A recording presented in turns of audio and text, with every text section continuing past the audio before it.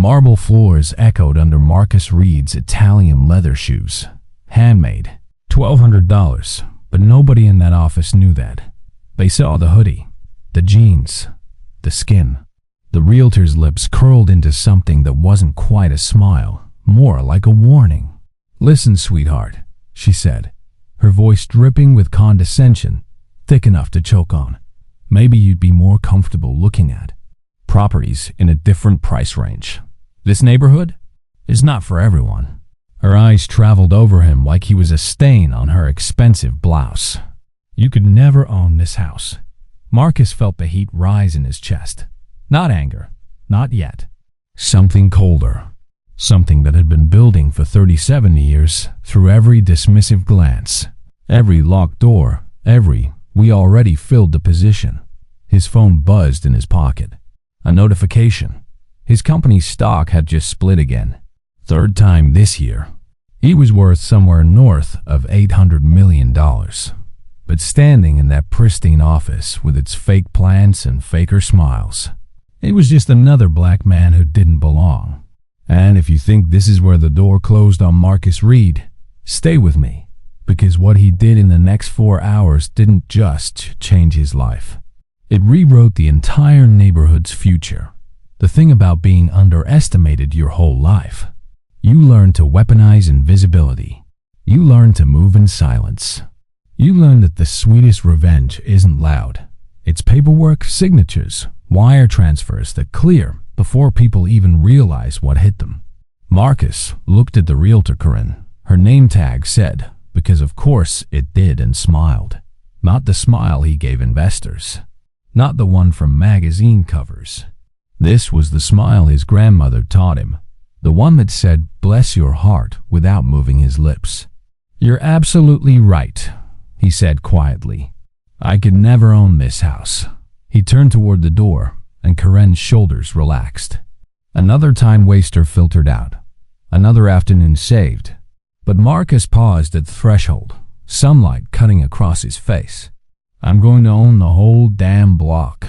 The door hadn't even closed behind him before Marcus had his phone out, fingers moving with the precision of a surgeon and the fury of a man who'd been holding his breath for too long. 4 calls. That's all it took. The first was to David Chun, his attorney, Harvard Law, ruthless, the kind of lawyer who could find loopholes in the 10 Commandments. "David, I need you to pull every property listing in the Crestwood Park neighborhood. Everything. Residential, commercial, an empty lot by the elementary school. I want ownership records, liens, asking prices, and I want it in 90 minutes. David didn't ask why. He'd been Marcus's lawyer since the early days, when they were coding in a garage in Oakland and eating ramen for dinner 4 nights a week. He knew that tone. Someone had pissed off his client, and when Marcus Reid got pissed off, portfolio shifted. "You starting a war?" David asked. "Finishing one," Marcus replied. The second call was to his CFO, Patricia Morrison, a black woman from Chicago's South Side who understood numbers the way poets understood rhythm. "Patty, I need liquid capital. 20 to 30 million, maybe more. Clean money, fast transfers. No red flags, no delays." He could hear her pause, the soft click of her keyboard. Patricia didn't question. She calculated. "What are we acquiring?" "Dignity," Marcus said. The third call was to his publicist, but he let that one go to voicemail. This wasn't about publicity. Not yet. This was personal. The fourth call was to his mother. She answered on the first ring, the way she always did, like she'd been waiting by the phone her whole life for her son to need her. "Baby, you okay?" Her voice was warm molasses, Carolina sweet tea on a porch in August. "Mama," Marcus said, and his voice cracked just enough to remind him he was still human under all that wealth. "Somebody told me today I could never own something, and I needed to hear your voice before I proved them wrong." His mother laughed, that deep knowing laugh that carried generations. "Baby, they've been telling us what we can't do since before we could speak. You go show them what we've been knowing all along, that we don't just survive their doubt. We buy it out from under them." Marcus walked 3 blocks before he realized he was crying. Not sobbing, he was a CEO. He had an image, but tears traced hot lines down his face, while his jaw stayed locked, while his stride never broke. A woman walking her dog crossed the street when she saw him. A mother pulled her child closer at the crosswalk. He was a threat in a hoodie. A success story in a suit. Both. Neither. Always watched. Never seen. His company, Technova Solutions, had started as a pipe dream in 2015, cloud-based infrastructure for hospitals. Elegant coding that made patient data accessible without being vulnerable. The big firms had laughed. Venture capitalists had smiled those polite smiles that meant get the fuck out of my office. The market's saturated, they'd said. What they meant was, we don't fund people who look like you. But Marcus had found one believer, then another, had bootstrapped and scraped and coded 18-hour days until his eyes bled and his fingers cramped. 3 years later, Technova had contracts with 40% of major hospitals in the US. 5 years later, they'd gone international. Now, in 2025, they were essential infrastructure. The kind of company that didn't ask for meetings. They granted them. But none of that mattered to Karen the realtor. To her, he was just another black man in the wrong zip code. He arrived at the coffee shop on Madison Avenue, one of those aggressively hip places where a latte costs $8, and tastes like regret, and opened his laptop. David's email was already waiting. 37 properties in the Crestwood Park neighborhood. Asking prices range from $850,000 to $4.2 million. Total market value, approximately $64 million. Marcus whistled low. Ambitious, even for him. But then again, nobody got rich playing small. He scanned the documents. 12 properties were owned by a development company, Silver Lake Homes LLC. Probably some venture capitalish holes, flipping houses and pricing out families. 21 were private residences. 4 were commercial spaces, including the real estate office where Karen worked. That one made him smile. The coffee in his cup had gone cold, but Marcus didn't notice. He was in the zone now, that razor-sharp focus that had built an empire. His phone buzzed. Patricia, we can move $35 million immediately. 50 if we liquidate some secondary investments by end of week. Do it, Marcus said. All of it. Marcus. Patricia's voice carried a warning. This is a lot of capital for ... whatever this is. We have the Q4 expansion into Southeast Asia budgeted. The new data centers in Lagos and São Paulo. If you tie up this much liquidity in real estate, Patty, I trust you with my company's future. Trust me with this. Silence. Then, softly, what did they say to you? Marcus closed his eyes. That I could never belong. Then let's buy the whole neighborhood, Patricia said. I'll have the funds ready by 4 p.m. He spent the next hour doing research. Crestwood Park was an old money neighborhood, built in the 1920s when old money meant white money, and the HOA rules literally barred black families from purchasing homes. Those laws were technically illegal now, but the spirit remained law and ordinances enforced selectively. Police called when unfamiliar faces walked the streets. Property values kept artificially high to price out anyone without generational wealth. It was beautiful and poisonous, like wisteria choking a fence. Marcus thought about his grandmother, who cleaned houses in neighborhoods like this.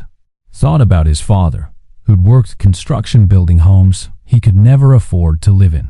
Thought about every ancestor who'd been told where they could and couldn't exist, whose dreams had been bordered by red lines on maps drawn by men who feared their humanity. His phone buzzed again. A text from David. Silver Lake Homes is willing to sell. Whole portfolio. They're overextended and nervous about the market. We can close fast if you're serious. Marcus typed back. Make the offer. Today. He ordered another coffee, this one hot enough to burn, and let himself imagine Karen's face when she realized what was coming. The Silver Lake deal closed at 3:47 p.m. $22 million wire transfer. 12 properties that had been gentrification's crown jewels now belonged to a black man who'd been told he didn't belong. Marcus sat in David's office, all glass and steel and expensive art that tried too hard, and signed documents until his wrist ached. David slid the final contract across the mahogany desk, and Marcus paused, pen hovering over the signature line. "You sure about this?" David asked. "This is a lot of money for a revenge play." Marcus looked up. "This isn't revenge. Revenge is petty. This is correction. This is every time my mother was followed around a department store. Every time my father was pulled over for driving while black in the wrong neighborhood. Every teacher who tracked me into remedial math when I was solving calculus at 12. He signed his name with a flourish. This is compound interest on 400 years of being told no." By 5 p.m., Marcus owned 14 properties in Crestwood Park. By 6 p.m., he'd made offers on 8 more private residences whose owners were retirement age, tired of the maintenance, ready to cash out if the price was right. And Marcus made the price very right. 20% over asking. Cash. Close in 2 weeks. David's phone rang constantly, overwhelmed realtors and shocked homeowners who couldn't understand why someone would pay this much, this fast. Marcus understood. Speed was strategy. Shock was weapon. Move fast enough and people don't have time to organize against you. He drove back to Crestwood Park as the sun set, painting the manicured lawns in gold and amber. The houses were beautiful, he could admit that. Victorian architecture mixed with modern renovations. Gardens that clearly cost more than most people's annual salaries. Driveways with cars that purred instead of roared. This was the America that showed up in glossy magazines and campaign promises. This was the dream, if you could afford to sleep in it. He parked across from Karen's real estate office, Prestige Properties. The sign read, in script that screamed exclusivity. The lights were still on. Marcus could see her through the window, talking to another client, probably giving the same spiel about neighborhood character and property values that was really code for keeping the wrong people out. His phone buzzed. A text from his younger sister, Jasmine. "Mom told me what you're doing. You're insane. I love it. Need a project manager for your new empire?" Jasmine was a city planner, brilliant and bold, had been fighting development companies and gentrification in Atlanta for 5 years. If Marcus was buying the neighborhood, he needed someone with vision to rebuild it into something better. He typed back, "I'll pay you double what Atlanta does. Start Monday." 3 dots appeared then. "I'll start tomorrow." That night, Marcus couldn't sleep. He lay in his penthouse apartment, 2 floors, panoramic views of the bay, more space than any single person needed, and thought about what came next. Buying the properties was the easy part. Money talked, and Marcus had enough money to fill entire symphonies. But what would he do with them? Flip them? Rent them out? Turn the whole neighborhood into some monument to his wounded ego? No, that was what they'd expect. That was what they'd use to confirm their biases. See? Black man gets money and wasted on stunts. Marcus didn't build an $800 million company by being predictable. He built it by seeing problems everyone else ignored and solving them elegantly. So what was the problem here? Access. That was the problem. Not just to houses, but to the kind of generational wealth that houses represented. To schools that actually had funding. To neighborhoods where cops didn't assume you were criminal. To the infrastructure of opportunity that had been gatekept for centuries. Marcus sat up, grabbed his laptop, and started typing. By 3 a.m., he had a plan. By 5 a.m., he had a presentation. By 7 a.m., he'd sent it to Jasmine, Patricia, David, and 3 urban development specialists he knew from Technova's board. The plan was simple in concept, revolutionary in execution. Turn Crestwood Park into a model for equitable housing. Half the properties would be sold at cost to first-time homebuyers, prioritizing families who'd been priced out of generational wealth, black, brown, immigrant, single-parent households. The other half would be mixed-income rentals, affordable units subsidized by market-rate ones. He'd fund school improvements, community centers, programs that supported rather than policed. And he'd do it all without displacing a single current resident who wanted to stay. This wasn't conquest. This was transformation. His phone rang at 8:15 a.m. Jasmine. Her voice was breathless. "Marcus, this is brilliant. This is the kind of project that changes policy. But you know what's going to happen, right? The pushback is going to be nuclear. The city will fight you. The current residents will fight you. Fox News is going to call you a reverse racist or some bullshit. Let them," Marcus said. "I've been fighting my whole life. At least now I'm fighting with a war chest." At 10 a.m., he walked back into Prestige Properties. Karen was at her desk, immaculate as always, her smile ready and weaponized. It faltered when she saw him. "Oh, you single quotes re-back. Listen, if you're looking for something more in your budget." "I'm not looking for anything," Marcus interrupted, his voice calm as a lake before a storm. "I'm here to inform you that as of this morning, I own the building you're standing in. Your lease expires in 60 days. You're not being renewed." The color drained from Karen's face. "You what?" Marcus smiled, not cruel, almost sad. "I also own 14 other properties in this neighborhood, with 8 more closing next week. I'm going to turn Crestwood Park into something that actually reflects the values this country pretends to have. Diversity, opportunity, justice. And I'm going to do it because yesterday, you told me I could never belong here." He turned to leave, then paused. "Oh, and Karen? You were right. I could never own just one house here. It wouldn't be enough. If you're feeling what Marcus felt in that moment, the weight of vindication mixed with the burden of what comes next, drop a comment below. Tell me about a time you were underestimated. Let's build something together." The door closed softly behind him. Karen stood frozen, her perfect world cracking like porcelain under pressure. Outside, Marcus took a deep breath of the expensive air and smiled at the sky. The war was just beginning, but for the first time in his life, he was fighting on ground he owned. The neighborhood noticed. Of course they noticed. You can't buy 22 properties in a month without people talking, and in Crestwood Park, talking was a competitive sport. Marcus started seeing it everywhere. The curtains that twitched when he walked by, the conversations that stopped when he entered the community coffee shop, the next-door posts that danced around saying what they really meant. "Has anyone noticed the sudden property sales?" One read, "I'm concerned about maintaining our neighborhood character." Character. That word again, doing heavy lifting it wasn't designed for. Marcus sat in what would become his headquarters, a renovated Victorian on Maple Street that he bought from a widow named Mrs. Patterson. She'd been kind during the sale, had even made him tea while the paperwork processed. "My husband would have liked you," she'd said, her eyes watery with age and memory.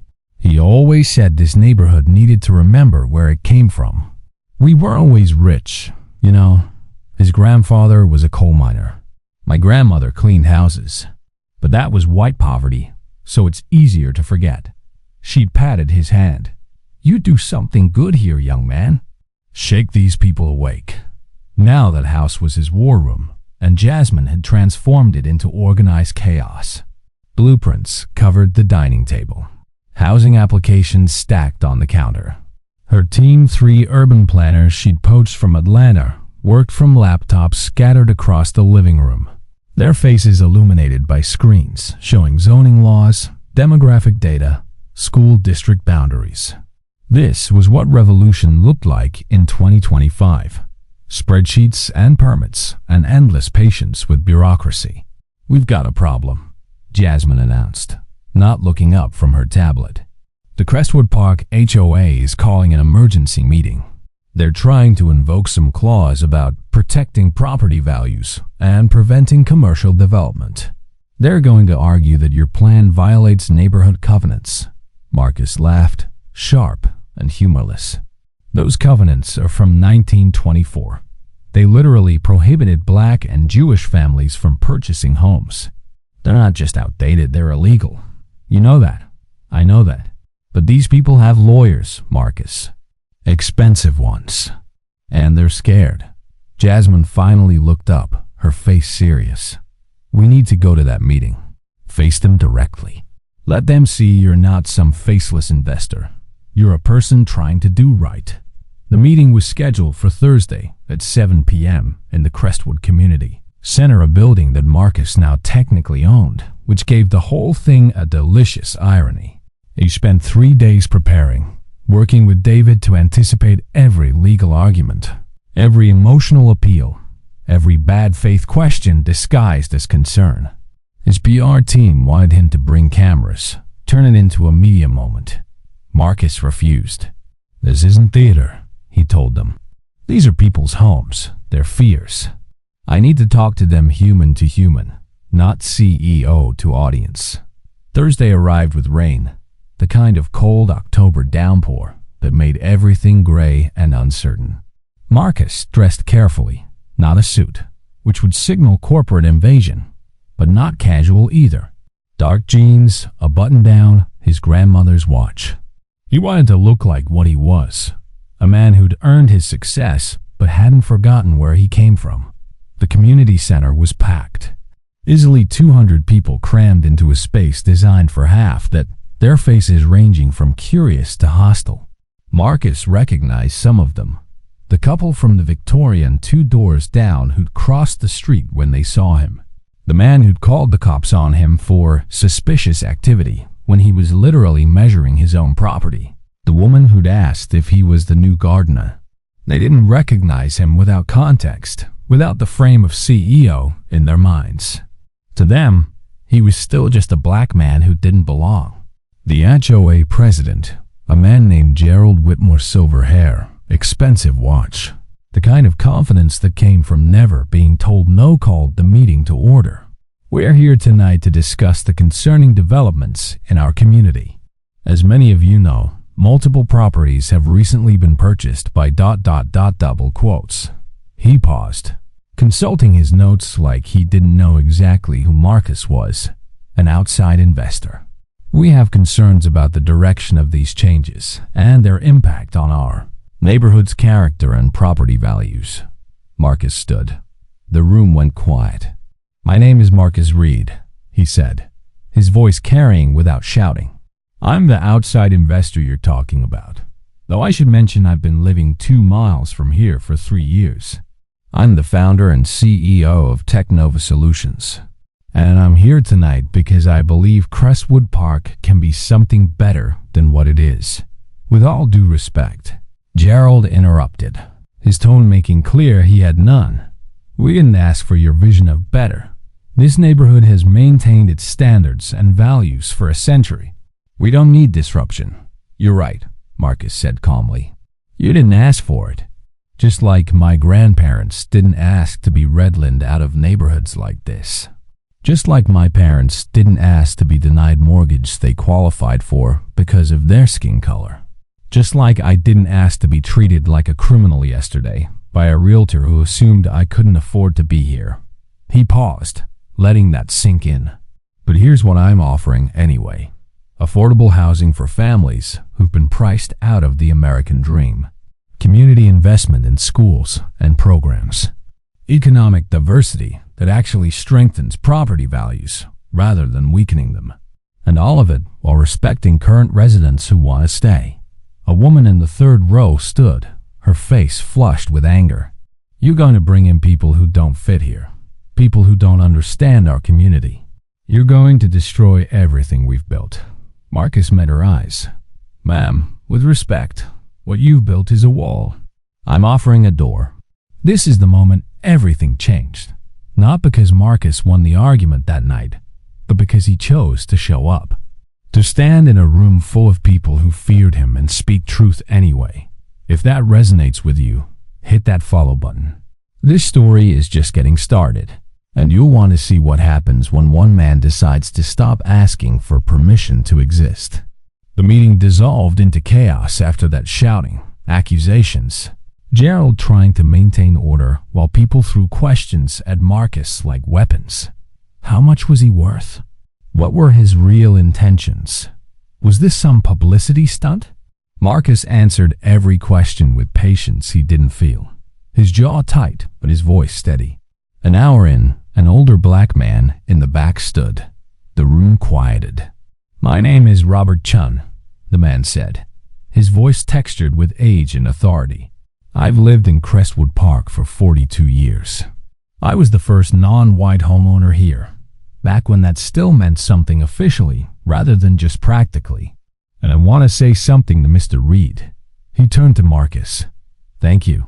Thank you for having the resources and the courage to do what I couldn't. This neighborhood has been good to me, but it's also been lonely. It's also been exhausting. And if what you're offering is real, if you're serious about opening doors, then you have my support." 3 other people stood, then 5, then a dozen. Not everyone, not even close, but enough. Enough to show Marcus he wasn't alone in that room. Enough to show the Gerald Whitmores of the world that their century of standards and values wasn't universal law. Marcus left that meeting drained, his shirt soaked with sweat under his jacket, his hands shaking slightly from adrenaline crash. Jasmine walked beside him in silence until they reached his car. "You did good in there," she said quietly. "But you know that was just the first battle, right? They're going to come at you hard now. Lawyers, media, pressure campaigns. You ready for that?" Marcus looked back at the community center, warm light spilling from its windows into the rain. Inside, people were still arguing about his right to exist in their space, his right to imagine something different. He thought about his grandmother again, her hands worn rough from cleaning other people's homes. Thought about his father, who taught him that dignity wasn't given. It was claimed, inch by bloody inch. "I've been ready my whole life," Marcus said. "I just didn't have the ammunition until now." The backlash was swift and predictable. By Friday morning, Marcus's inbox was flooded with hate mail, some anonymous, some brazenly signed with real names, all variations on the same theme. "You don't belong here. Go back to where you came from." As if wealth had geography. As if success could be racially zoned. The local news picked up the story, and their coverage was masterfully coded. Controversial investor brings change to historic neighborhood. Controversial. Never mind that Karen's discrimination was the actual controversy. Never mind that the real story was systemic inequality. No, the controversy was Marcus having the audacity to challenge it. His PR team fielded interview requests from morning shows, podcasts, newspapers eager to frame this as either a feel-good billionaire story or a gentrification disaster, depending on their audience. Marcus turned them all down. "This isn't about me," he told his communications director, Rachel Kim, who looked like she wanted to strangle him with his own media opportunities. "The moment I make this about my personal narrative, it becomes reality TV. I need this to be about policy, about housing justice, about fixing a broken system." "Marcus," Rachel said, her patience clearly fraying, "you can't control the narrative if you don't participate in it. Right now, the story is being told by people who want you to fail. Let us tell your side. My side is the houses I'm building and the families I'm housing. Everything else is noise." But the noise was loud. A op-ed appeared in the local paper. "When Wealth Meets Activism. The Dangerous Experiment in Crestwood Park." The thieves, author, Georgetown professor with tenure and too much time, argued that Marcus's plan was well-intentioned but misguided, that economic diversity couldn't be engineered, that true community had to develop organically. Marcus read it twice, searching for the part where the professor acknowledged that the current organic community was the result of decades of deliberate exclusion, of laws and lending practices and violence designed to keep people who looked like Marcus out. That part never came. Jasmine found him at 11 p.m., still at his laptop in the Maple Street headquarters, his eyes bloodshot and his coffee cold.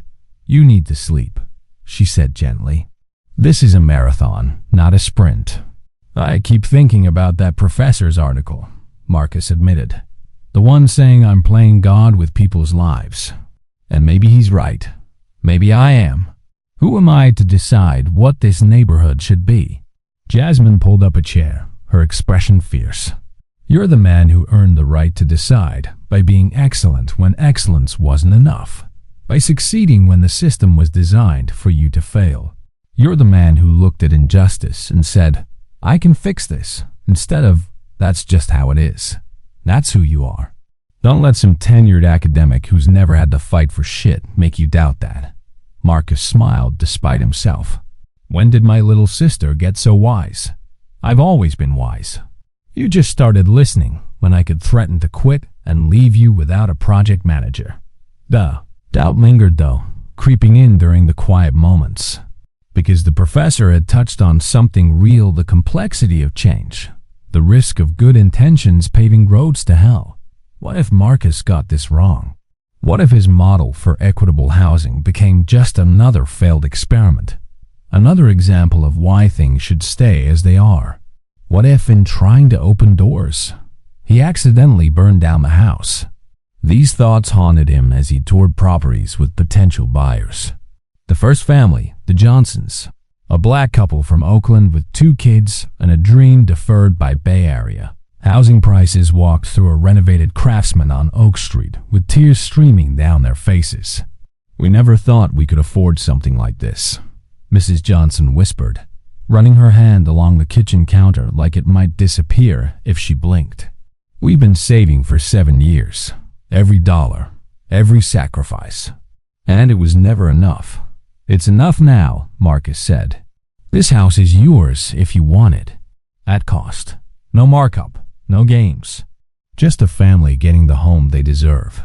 Mr. Johnson pulled Marcus aside while his wife and kids explored the backyard. Why are you doing this? He asked quietly. Not the PR answer. The real reason.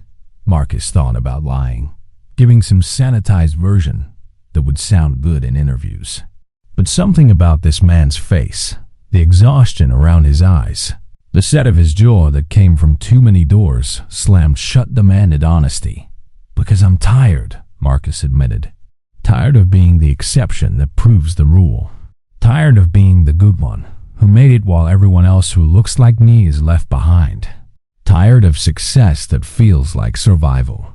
I want to build something where excellence isn't the tax we pay for humanity. Where families like yours don't have to be perfect to deserve shelter. That's why. Mr. Johnson nodded slowly, then extended his hand. Then let's build it together. By the end of October, Marcus had placed 12 families in homes they owned. 12 sets of keys handed over. 12 front doors that now opened to possibility instead of closed to rejection. He attended every closing, shook every hand, took pictures with kids who would grow up in neighborhoods that had once been forbidden to their grandparents. And each time he felt the doubt recede a little, replaced by something fiercer and more durable, purpose. But not everyone was celebrating. The Gerald Whitmores of Crestwood Park had regrouped, hired a law firm, and filed suit claiming Marcus's development plan violated HOA covenants, environmental regulations, and some obscure zoning ordinance from 1987. The lawsuit was technically about proper procedure and community input, but everyone knew what it really was. A last stand against change, a legal fortress built around the status quo. David called on Wednesday afternoon, his voice tight. They're asking for an injunction. If the judge grants it, all your development stops until the lawsuit resolves. And lawsuits like this, they can drag for years. Marcus sat very still, processing. Years. Years of families waiting, of houses sitting empty, of momentum lost to legal warfare. What are our odds? He asked. Honestly, 50-50. The law is on our side, but law and justice aren't always the same thing. You know that. Marcus did know that. He'd known it when he'd been followed through department stores as a teenager. Known it when he'd been pulled over 7 times in 2 years for traffic violations that never resulted in tickets. known it when VCS had rejected his pitch with the same practiced smile, the same subtle shift away from his handshake. The law protected some people and policed others, and which category you fell into had less to do with your actions than your complexion. "Then we fight," Marcus said. "Get me the best housing attorney on the West Coast. Someone who's fought these battles and won. And David? Make sure they know this isn't just about property rights. This is about civil rights. This is about whether redlining and exclusion get to continue wearing a suit and calling themselves community standards." "I'm on it," David said. "But Marcus, prepare yourself. This is going to get ugly. They're going to dig into your past, your company, your personal life. They're going to try to find anything they can use to discredit you. Fighting the system means the system fights back. Let them," Marcus said, and hung up. He stood at the window of his Maple Street headquarters, looking out at the neighborhood he was fighting for, the street lamps flickering on in the gathering dusk. Somewhere out there, the Johnsons were having dinner in their new home. Somewhere, a kid was doing homework at a kitchen table that represented his parents' wildest dream realized. Somewhere, a family was building generational wealth where their ancestors had been explicitly forbidden. That was worth fighting for. That was worth the ugliness to come. Marcus had been underestimated his entire life by teachers, by investors, by a real estate agent who thought she knew his worth at a glance. Now he would teach them all what it cost to doubt, a man who'd learned to turn doubt into fuel, rejection into rocket propellant. The war wasn't over. In many ways, it was just beginning. But Marcus Reid didn't build an empire by retreating at the first sign of resistance. He built it by pushing forward, by refusing to accept that locked doors were anything more than temporary obstacles. And Crestwood Park's doors? They were about to be blown wide open, whether Gerald Whitmore and his lawyers liked it or not. The lawsuit became Marcus's shadow. It followed him through November, a constant presence in every meeting, every decision, every quiet moment when doubt crept back in. His new attorney, Simone Baptiste, a Haitian-American woman who'd successfully argued housing discrimination cases all the way to the Ninth Circuit, was brilliant and terrifying in equal measure. She treated the Crestwood Park case like warfare, which, in a sense, it was. "They're not just fighting your development," Simone explained during their first strategy session. "They're fighting the precedent it sets. If you succeed here, other wealthy BIPOC folks might get the same idea. They might start buying into exclusive neighborhoods, transforming them, redistributing access to generational wealth. That's existential threat to people who've built their entire identity around exclusivity." Marcus leaned back in his chair, exhausted. "So, how do we win? We make it impossible for them to hide what this is really about. Every HOA covenant they cite, we trace its lineage back to racial exclusion. Every community standard they defend, we show its discriminatory roots. We make the judge see that ruling in their favor isn't just upholding property law, it's cosigning racism with a gavel." Simone's smile was sharp enough to cut. "And we make sure the media understands that too. You didn't want to control the narrative, Marcus, but it's controlling you anyway. Time to take the reins." The press conference was scheduled for December 3rd at noon on the steps of the Maple Street headquarters. Rachel and her team spent days coaching Marcus, anticipating questions, crafting sound bites that were both authentic and strategic. But standing there that morning, microphones clustered like metal flowers. Cameras from 5 different news stations pointed at his face. Marcus felt the old fear rise that he'd say the wrong thing, that he'd be too angry or not angry enough, that he'd somehow prove right everyone who'd ever doubted he belonged in rooms where decisions were made. Jasmine squeezed his hand just before he stepped to the podium. "Remember who you are," she whispered. "Remember who raised you. Speak truth and let the chips fall." Marcus cleared his throat, and the crowd, reporters, supporters, protesters holding signs that said, "Save our neighborhood," and "Diversity equals white genocide," because subtlety was dead, quieted. "My name is Marcus Reid," he began, his voice steady. 3 months ago, a real estate agent told me I could never own a house in Crestwood Park. She looked at me, at my skin, at my clothes, at her assumptions about who I was, and decided I didn't belong. That moment could have ended with hurt feelings and a bad Yelp review. Instead, it became a catalyst for something bigger. He paused, meeting the eyes of reporters, of neighbors, of protesters who hated him without knowing him. I'm being sued for trying to create affordable housing in a neighborhood that was literally designed to exclude people who look like me. The HOA claims this is about maintaining standards and protecting property values. But let me tell you what those words actually mean. Marcus pulled out a document, a copy of the original 1924 Crestwood Park Covenant. This is the founding document of this neighborhood. Article 7, Section 3. No person of African, Asian, or Semitic descent shall purchase, lease, or occupy any property within the boundaries herein described. That's not ancient history. That's living memory. My grandmother was alive when this was enforced. My father was born into a world where this neighborhood was legally forbidden to him. A reporter shouted a question, but Marcus held up his hand. Those explicit restrictions were struck down by the Fair Housing Act of 1968, but the spirit survived.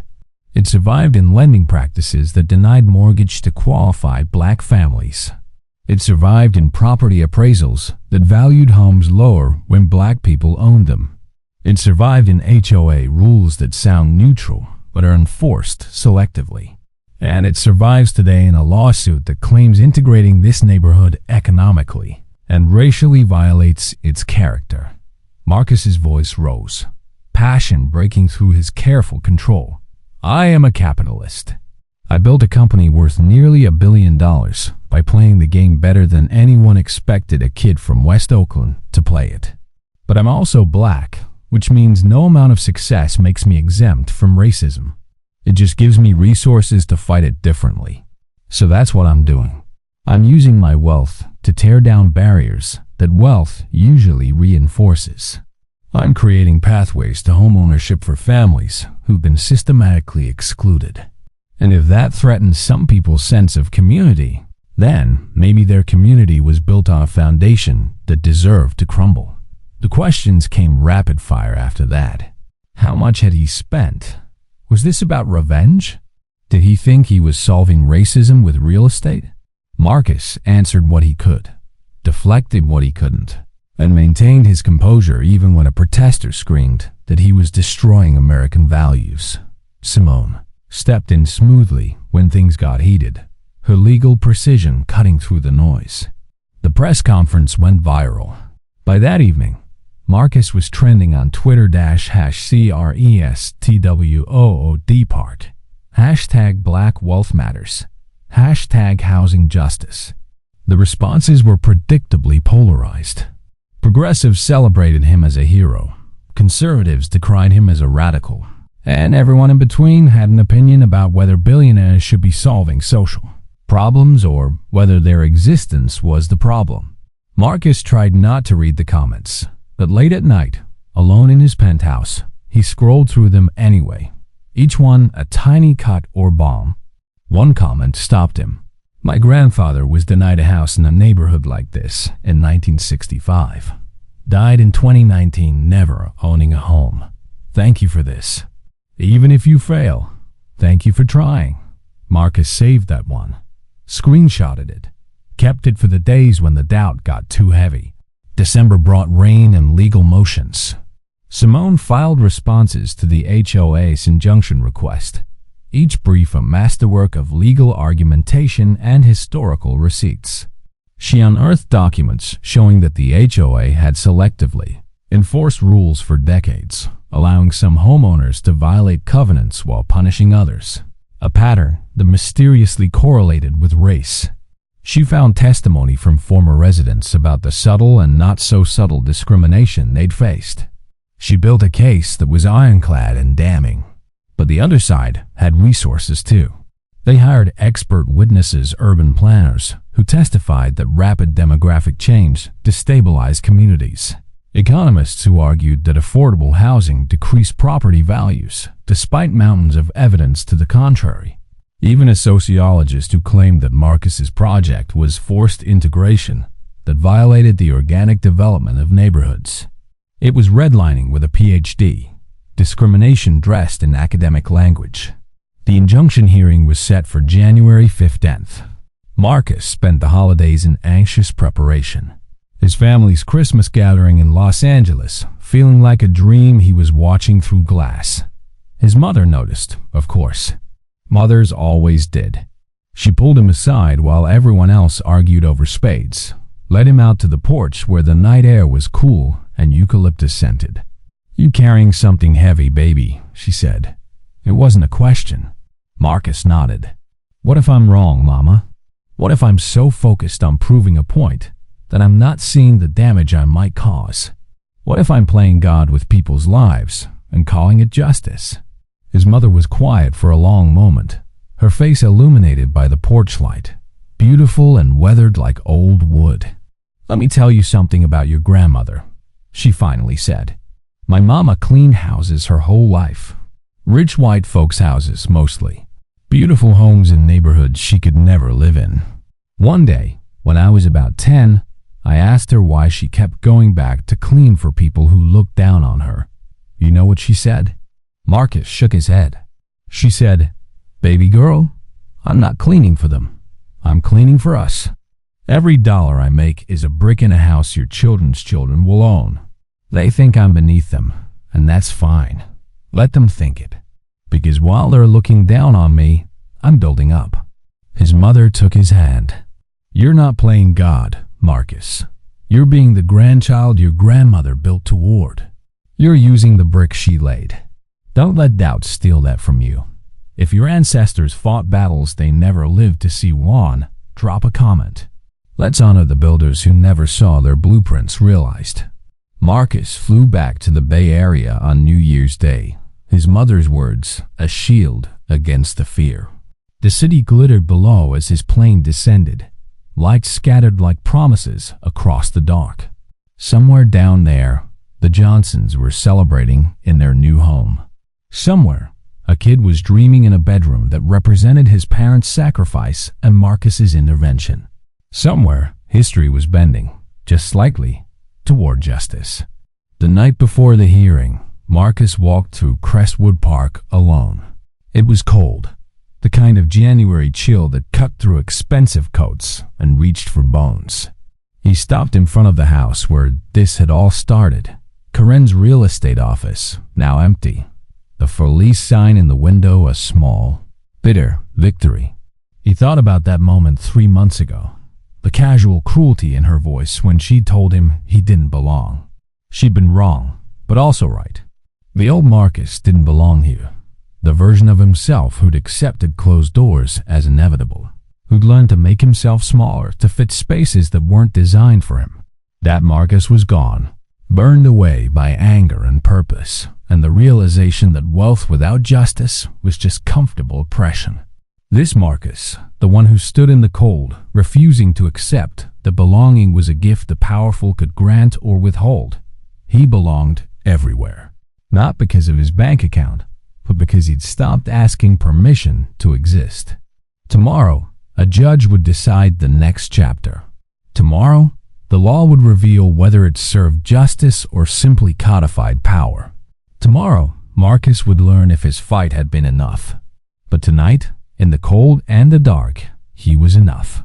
And that would have to carry him through whatever came next. Judge Sarah Winters was 63, Harvard Law 86, and had a reputation for suffering no fools.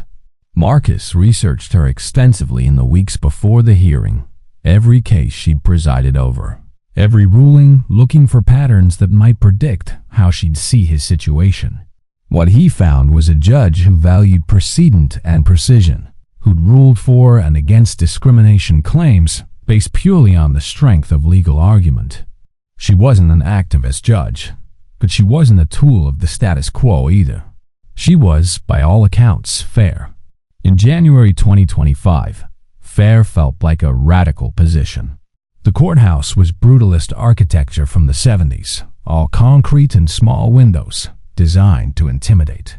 Marcus arrived at 8 a.m. for a 9 a.m. hearing.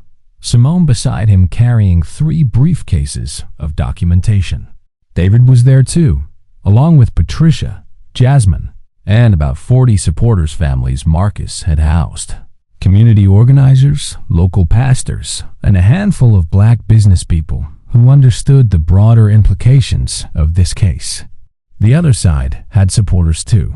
Crestwood Park residents in their expensive casual wear, looking like a J. Crew ad for maintaining the status quo. Gerald Whitmore sat with the HOA's legal team, 3 lawyers from a firm whose name had 4 surnames and centuries of defending wealth.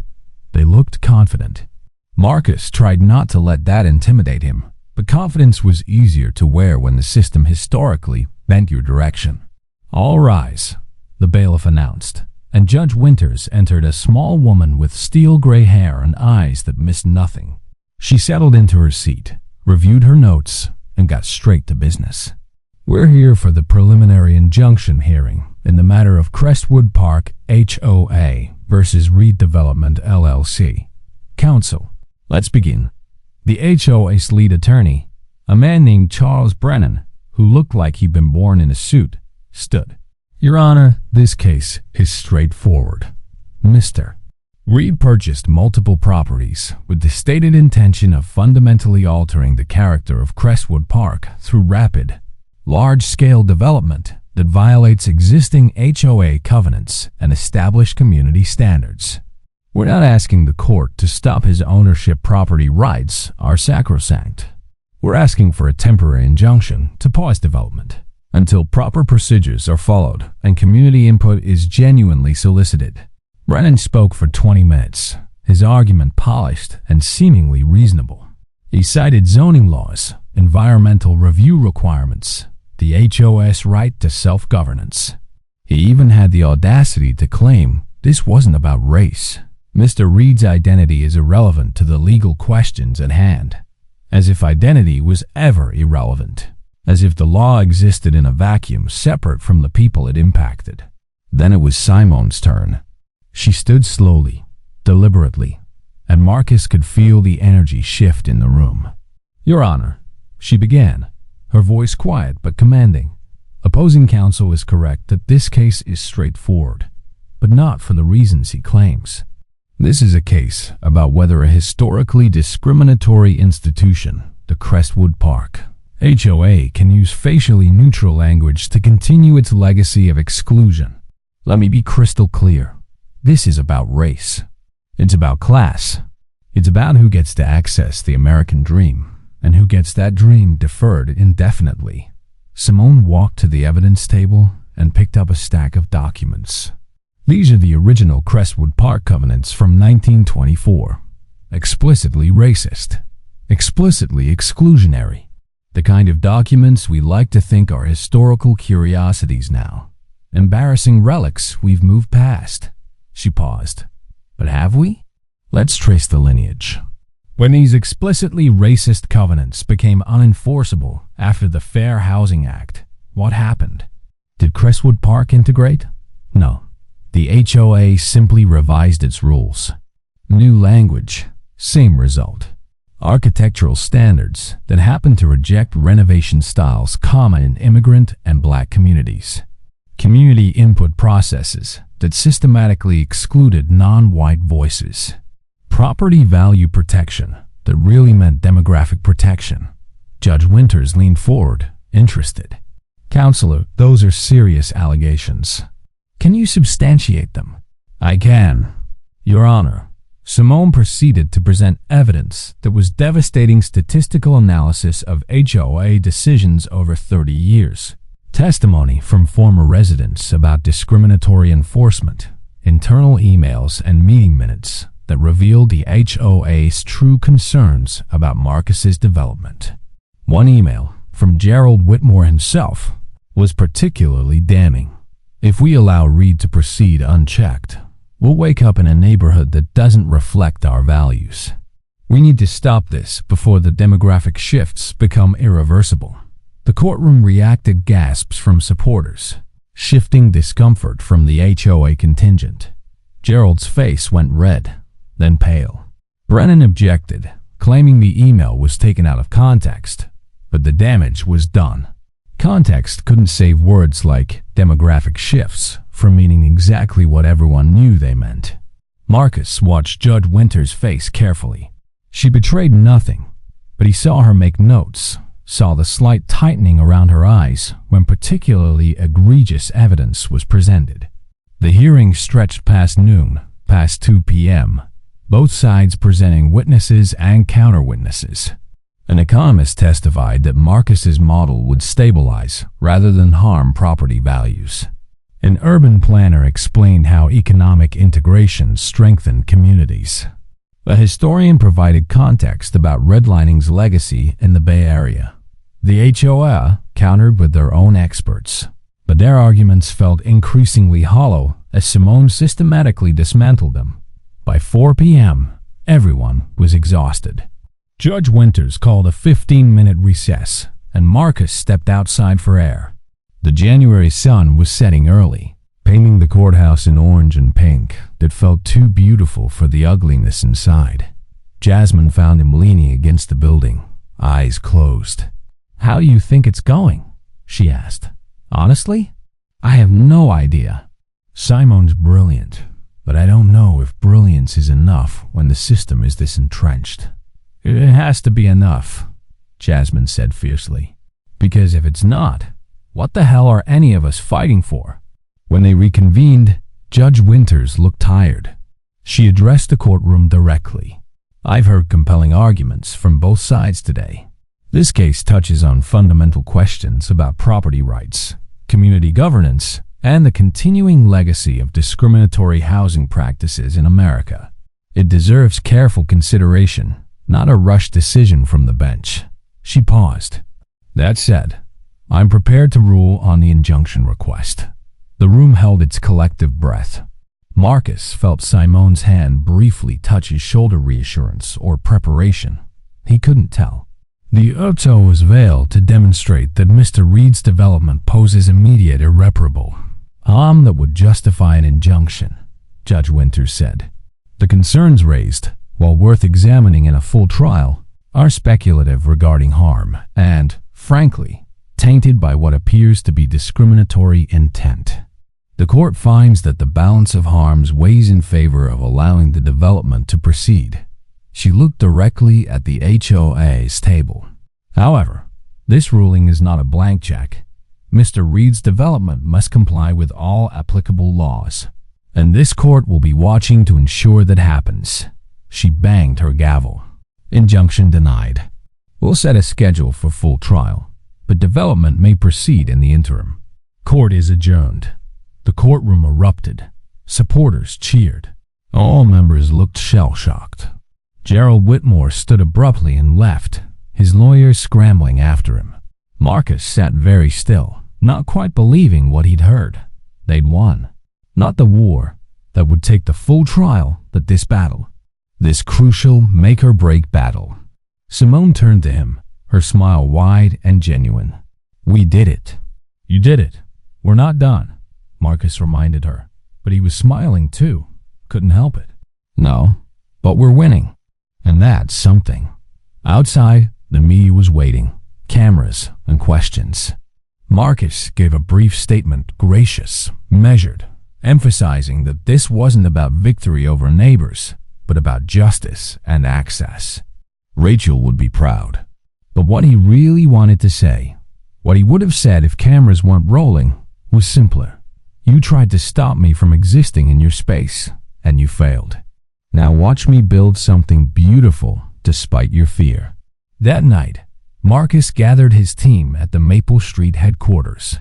They ordered pizza, drank champagne that Patricia had been saving for exactly this moment, and allowed themselves to celebrate. Jasmine made a toast. To Marcus, who looked at a locked door and bought the whole damn building. Everyone laughed. And for the first time in months, Marcus felt light. But later, alone in his penthouse, the weight returned. The trial would be harder, the scrutiny more intense, and winning in court didn't change hearts. didn't erase the demographic shifts email or the protesters' signs or the fundamental reality that he was still a black man fighting for space in a country that had always questioned his right to occupy it. His phone buzzed. A text from Robert Chun, the older black man who'd spoken in support at the community meeting. "Proud of you, son. Keep going. We're behind you." Marcus saved that text, another screenshot for the hard days. And there would be hard days.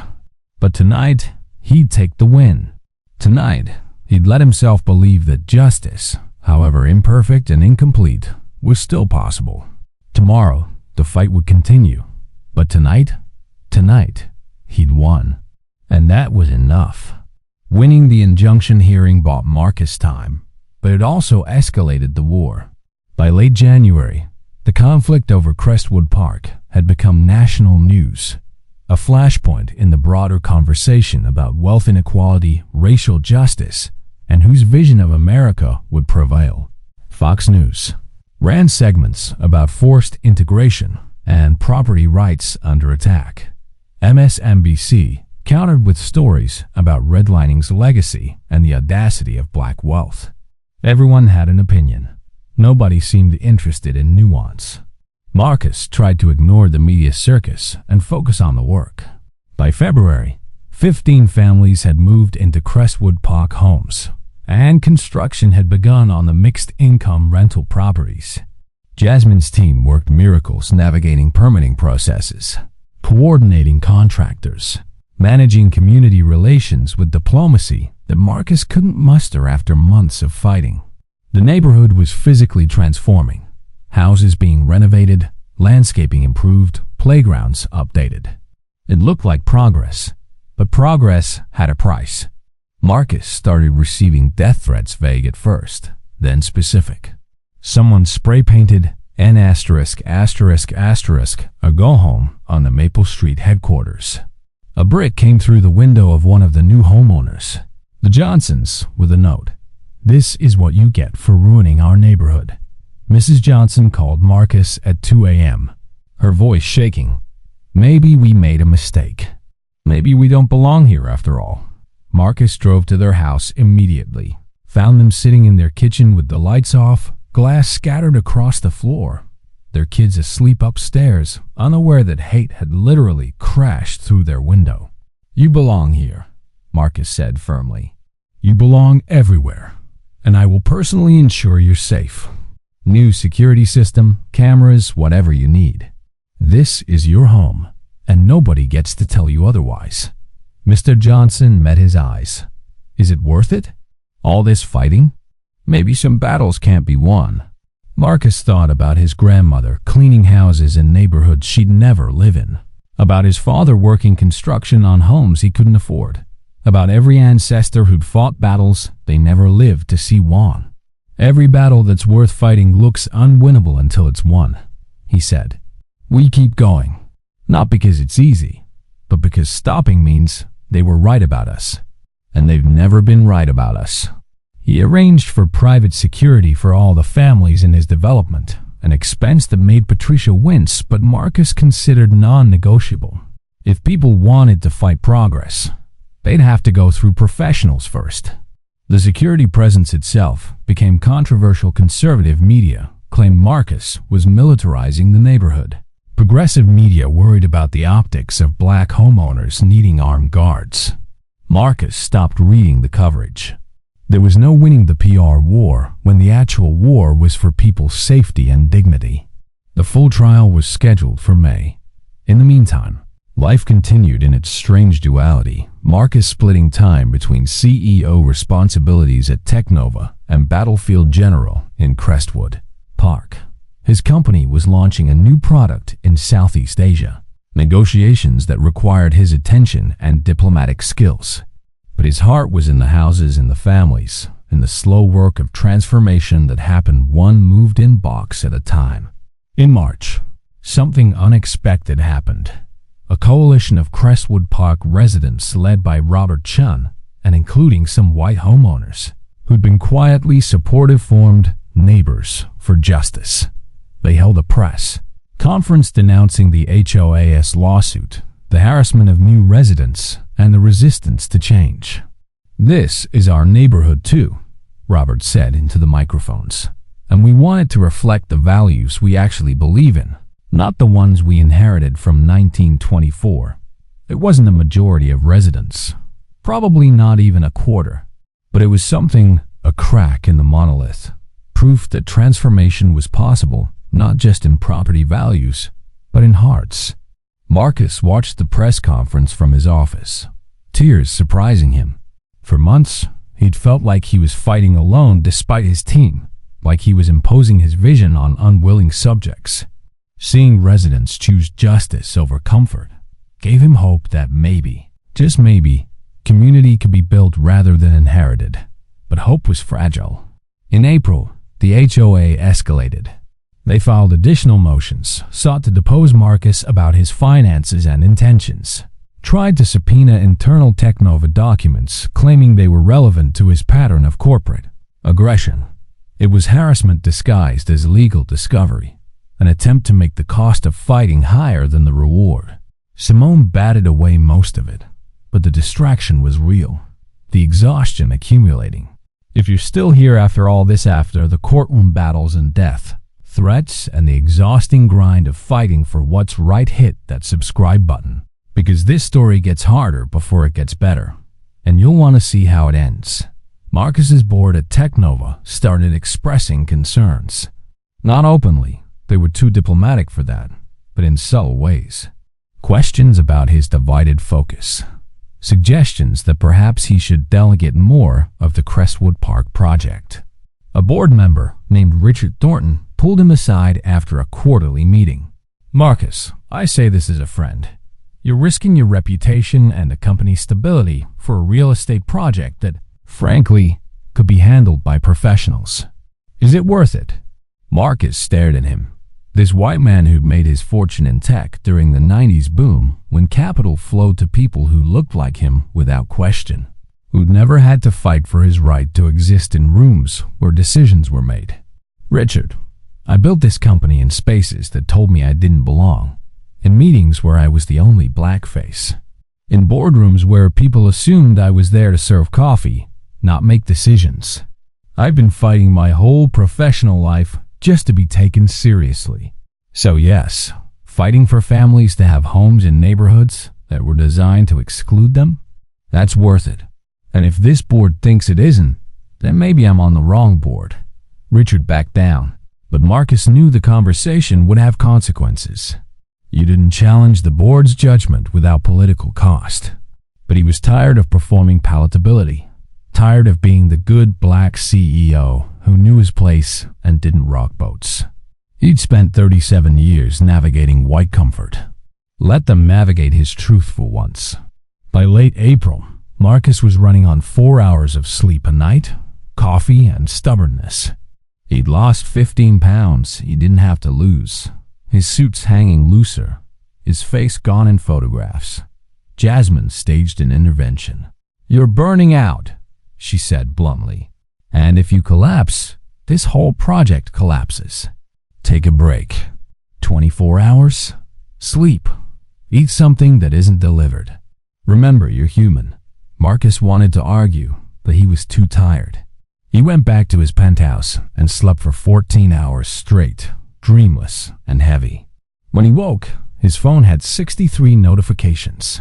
None of them were emergencies. The world had continued without his constant vigilance. That should have been reassuring. Instead, it terrified him. If the work could proceed without him, what was his purpose? If he wasn't fighting every second, was he surrendering? But lying there in the afternoon light, his body finally rested, Marcus realized something. He'd confused relentlessness with strength. He'd thought if he stopped pushing for even a moment, everything would fall apart. But the families were in their homes regardless of his exhaustion. The houses were being built whether he slept or not. The movement he'd started had momentum beyond his personal will. Maybe that was success. Not being the hero holding everything together by force of personality, but building something sustainable enough to survive without him. creating systems and communities and possibilities that didn't require his martyrdom to endure. He got up, showered, ate actual food that Patricia had stocked his fridge with without asking. Then he called his mother. "Mama, I think I've been doing this wrong." "How so, baby?" "I've been trying to be the whole movement. Be the shield and the sword and the architect and the foundation. And I'm exhausted. I don't know if I can keep being everything to everyone." His mother was quiet for a long moment. "You know what your grandmother told me when I was overwhelmed raising you and your sister alone after your father died?" "What?" She said, "Baby, you don't have to be the whole village. You just have to be the best piece of it you can be. Trust other people to carry their parts. You've built something bigger than yourself, Marcus. Maybe it's time to trust it." That conversation changed something. Marcus started delegating more, letting Jasmine make decisions without approval, letting Simone handle legal strategy without constant input, letting Patricia manage the finances with the autonomy he'd always claimed to trust her with. He was still present, still engaged, but no longer suffocating under the delusion that only his vigilance stood between the project and disaster. And paradoxically, things improved. His team flourished with more authority. New residents bonded without his mediation. The neighborhood began finding its own rhythm, its own identity beyond his grand vision. It was becoming real messy and imperfect and real. The trial date approached. May 15th. Marcus felt ready in ways he hadn't before. Not because he had all the answers, but because he'd stopped needing to. He'd started something. Other people would finish it, add to it, make it theirs. That was how real change worked, not through singular heroes, but through collective will. Still, on the night before the trial, alone with his thoughts, Marcus allowed himself fear. What if they lost? What if the judge in the full trial saw things differently? What if all of this, the money, the effort, the families uprooted and resettled, became just another failed experiment in trying to fix systemic injustice with individual action? But then his phone lit up with a video. Mrs. Johnson, filming her kids playing in their backyard, their laughter bright and unguarded. The brick through the window already replaced and forgotten in the way children forget trauma when given safety. "Thank you," she texted simply. Those two words carried weight no legal victory could match. Whatever happened in court, that family was home. That couldn't be undone. And that, Marcus realized, was enough to keep fighting for. The trial lasted 3 weeks, a marathon of testimony, cross-examination, expert witnesses, and legal arguments so dense that even Marcus, who'd lived every moment of this fight, sometimes lost the thread. Judge Winters presided with the same unreadable precision she'd shown at the injunction hearing, her face revealing nothing as both sides presented their cases. The HOA's strategy was clear. Paint Marcus as an outsider imposing his will on an established community, a billionaire playing social justice warrior without regard for the actual residents. They called witnesses longtime homeowners who testified about losing the neighborhood they'd known for decades, about property value concerns, about change happening too fast, too dramatically. Some were genuinely concerned. Others were Gerald Whitmore's cronies, reciting talking points. But all of them, intentionally or not, sent the same message. We were here first, and we should get to decide who comes next. Simone's cross-examinations were surgical. "Mr. Whitmore, you mentioned wanting to preserve the neighborhood as it was. Can you clarify what era you're referring to?" "The 1920s, when black families were explicitly forbidden. The 1960s, when redlining ensured they couldn't get mortgages. Or perhaps the 2020s, when the median home price ensured most families of color still couldn't afford to live here. Which version of 'as it was' are we preserving?" Gerald stammered, tried to recover, but the damage was done. Every defense of tradition and community standards was exposed for what it really was, a desire to maintain demographic homogeneity without saying it explicitly. Marcus's side called witnesses too. The Johnson family testified about the brick through their window. the harassment, but also about their joy at finally owning a home. Robert Chun spoke eloquently about the loneliness of being the only one for decades, about how Marcus's project had given him hope that the neighborhood could evolve beyond its exclusionary past. Urban planners and economists dismantled the property value arguments with data showing that economic diversity actually stabilized neighborhoods long-term. And then Marcus himself took the stand. Brennan, the HOA's attorney, circled like a shark scenting blood. "Mr.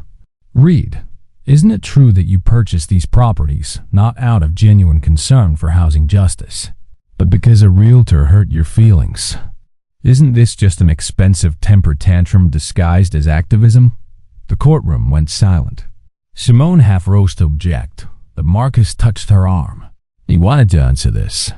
"The realtor hurt more than my feelings," Marcus said quietly. "She reminded me that no matter how successful I became, no matter what I achieved, there would always be spaces where my humanity was questioned because of my skin. That's not hurt feelings. That's living in a country that claims to be post-racial while still treating people like me as perpetual outsiders." He paused, gathering his words. "But you're right that this is personal. Justice is always personal. Every civil rights movement in history was personal people who were tired of indignity taking action. So yes, this started with a personal insult, but it continued because I realized I had resources to do something structural, something that could change systems instead of just changing my circumstances. If that's a temper tantrum, then I guess we need more of them." The courtroom erupted in applause. Judge Winters banged her gavel for order, but even she seemed slightly amused. Brennan's face went red. He tried more questions, but Marcus had seized the narrative. By the time he stepped down, he felt lighter than he had in months. The closing arguments came on a Thursday afternoon. Brennan spoke first, his tone reasonable and measured. "This case is simple. Mr. Reid has property rights, yes, but those rights don't supersede the collective rights of a community to self-govern. The HOA exists to protect residents' investments and quality of life. Mr. Reid's unilateral transformation of the neighborhood circumvents proper processes and community input. We're asking the court to require that those processes be followed, nothing more." Simon's closing was fire wrapped in silk. Opposing counsel is correct about one thing. This case is simple. It's about whether a historically exclusionary institution can continue to exclude, just with better vocabulary. Every proper process they mention was designed when black families couldn't participate. Every community input mechanism was created when the community was racially restricted. And now, when someone has the audacity to actually integrate this neighborhood economically and racially, suddenly we need to pump the brakes. Follow processes, get community approval. She paused, scanning the courtroom. "Your Honor, throughout American history, calls for slow down and proper processes have been used to delay justice indefinitely. This court has an opportunity to reject that pattern, to say that property rights don't include the right to maintain discriminatory systems, to affirm that communities can't use self-governance as cover for exclusion. Justice deferred is justice denied. We urge you not to defer it again." Judge Winters took the case under advisement. "This is a complex matter requiring careful consideration. I'll issue a written ruling within 30 days. Court is adjourned." 30 days. A month of waiting, wondering, alternating between hope and despair. Marcus tried to stay busy, threw himself into Technova work, spent time with family, avoided reading speculation online. But the waiting gnawed at him. Everything he'd built hinged on an outcome he couldn't control, a decision made by one person behind closed doors. "Welcome to how the rest of us live," Jasmine said when he expressed frustration. "No offense, but you're used to being able to buy solutions or work harder to fix problems. Sometimes you just have to wait and trust that the system will work, even when you know the system is rigged." She was right, of course. This was what it meant to believe in institutions, to put your faith in processes, that had historically failed people who looked like you and hoped this time would be different. It was terrifying and humbling in equal measure. The ruling came on a Tuesday morning in mid-June. Marcus was in a meeting when Simone called. He stepped out immediately, his heart pounding. "Tell me," he said without preamble. "We won," Simone said, and her voice was thick with emotion. "Not just won, we completely won." Judge Winters ruled that the HOA's covenants, as applied to block Marcus's development, constitute discriminatory interference with property rights and violate fair housing principles. She not only dismissed their lawsuit, but issued an injunction preventing them from future interference. Marcus, it's a total victory. Marcus sat down on the floor in the hallway, not trusting his legs. "Say that again. You won. The neighborhood is yours to transform." Justice, for once, actually happened. He couldn't speak, just held the phone while tears came, messy and cathartic. 4 months of fighting. Decades of accumulated insult and injury. Centuries of ancestors told they couldn't, wouldn't, shouldn't. And now, we won. This is the moment we've been building toward.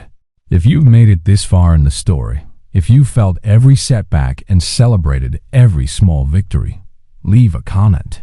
Share this with someone who needs to see that sometimes, against all odds, justice wins. The press conference that afternoon was chaos cameras, questions. Gerald Whitmore conspicuously absent. Marcus read from a prepared statement, but his heart wasn't in the formal words. He went off script. "A few months ago, I was told I could never belong in Crestwood Park. Today, a court affirmed that not only do I belong, but I have the right to ensure others belong too. This isn't just my victory. It's a victory for every family that's been priced out of opportunity. Every person told they didn't fit the character of a neighborhood. Every ancestor who died dreaming of a home they'd never own. We didn't just win a lawsuit. We established precedent. We proved that exclusion, no matter how politely worded, is still discrimination. And discrimination in 2025 still loses." The questions came rapid fire, but Marcus felt untouchable, buoyant with relief and vindication. A reporter from the Chronicle asked, "What's next for Crestwood Park?" Marcus smiled. "We build. We house families. We create the kind of community that should have existed all along, one where your zip code doesn't determine your destiny, where diversity is celebrated instead of feared, where kids of all backgrounds grow up as neighbors instead of strangers divided by invisible lines." He paused. "And we do it so well that other neighborhoods, other cities, other billionaires with resources and conscience start replicating it. This isn't the end of a fight. It's the beginning of a blueprint." That night, Marcus gathered everyone who'd been part of the journey. His legal team, his staff, the families who'd moved in, Robert Chun, and the Neighbors for Justice Coalition, even his mother who'd flown in from LA. They celebrated in the Maple Street headquarters, which had transformed from a war room into something that felt like home. There was laughter, music, kids running through rooms that had once held only tension and strategy documents. His mother pulled him aside as the party swirled around them. "Your grandmother would be so proud," she said, tears in her eyes. "Not just because you won, but because you fought right. You didn't become cruel, didn't let anger make you small. You stayed human through all of it." Marcus hugged her, breathing in the familiar scent of her perfume, the same one she'd worn his entire life, the constant in a world of variables. "I almost didn't," he admitted. "There were moments I wanted to burn it all down, prove I could destroy just as thoroughly as I could build. The only thing that stopped me was remembering everyone who fought without the luxury of revenge, who had to stay graceful under pressure because anything less would be used against everyone who looked like them. That's the tax, baby," his mother said softly. "The tax on being black and successful.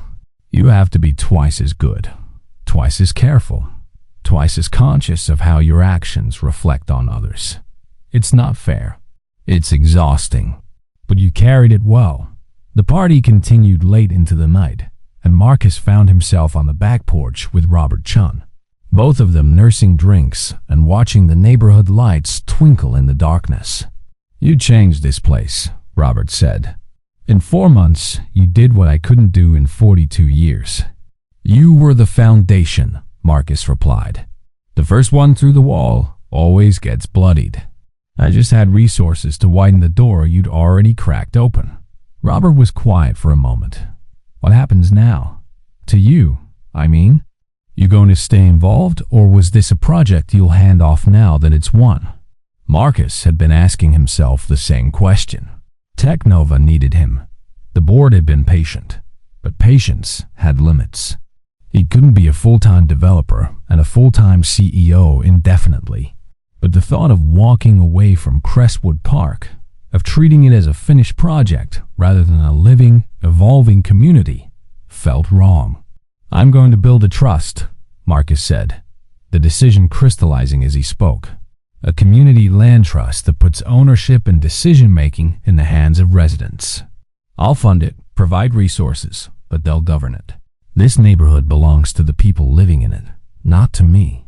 I just forced open the door. They have to decide what comes through it." Robert nodded approvingly. "That's wisdom. The greatest power is knowing when to give it away." Over the next weeks, Marcus worked with attorneys to establish the Crestwood Park Community Land Trust.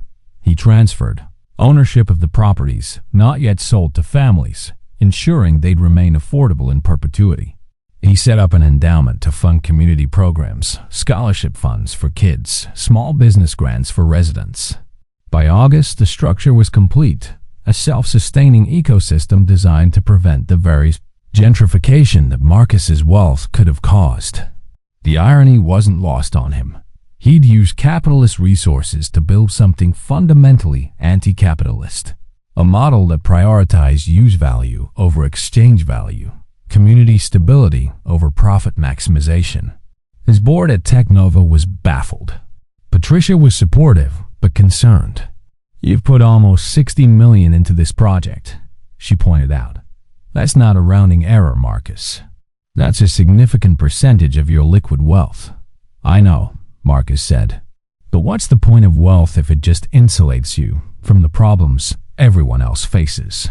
I can't fix systemic inequality with $60 million. But I can prove it's possible to build differently, prioritize differently. And maybe someone richer than me sees this and decides to do the same thing in their city on a bigger scale. That's worth more than my net worth."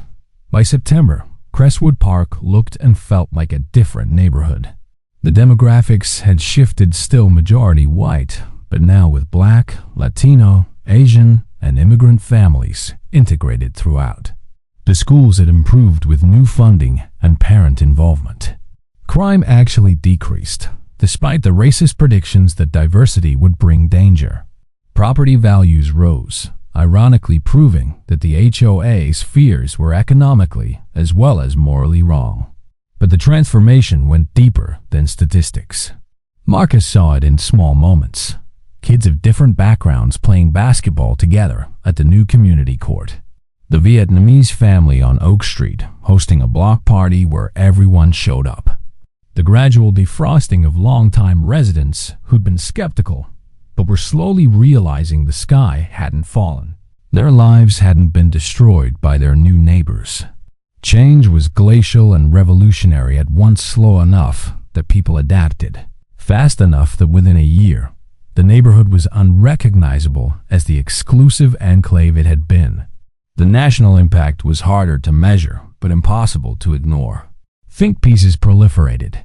Can billionaire activism fix housing? The Crestwood Park model, replicable or just one man's vanity project? Marcus was invited to speak at conferences, consult with mayors, advise on policy. He did some of it, but tried to redirect attention to the community members and organizers doing the actual work. This wasn't about him. It never had been, even when it felt like it was. By October 1 year after, Karen had told him he could never own a house in Crestwood Park. Marcus stood at the grand opening of the neighborhood's new community center. It was named the Patterson Center, After Mrs. Patterson, who'd sold him the Maple Street headquarters and had passed away peacefully in August, her final years enriched by the community transformation she'd supported. The ceremony was crowded with residents, city officials, and media. But what Marcus noticed most was the kids, dozens of them, black and white and brown and everything in between, running through the new space with the kind of unself-conscious joy that came from belonging without question. They didn't carry the weight their parents and grandparents did. They wouldn't remember when this neighborhood was forbidden to anyone. For them, this diversity was normal. This justice was baseline. That was the real victory. Not the court ruling or the media attention or even the families housed.